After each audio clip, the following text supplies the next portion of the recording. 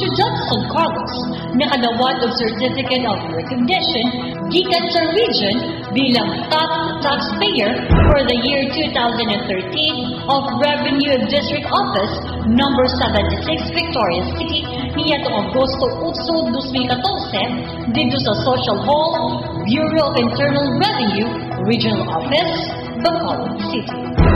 Nadawat ang mga makilimot sa San Carlos at unsay imong selebrasyon sa Bureau of Internal Revenue, Region Number 12, nga mao ang BIR 110th Anniversary uban sa tema nga RR Cloud Together Soaring High.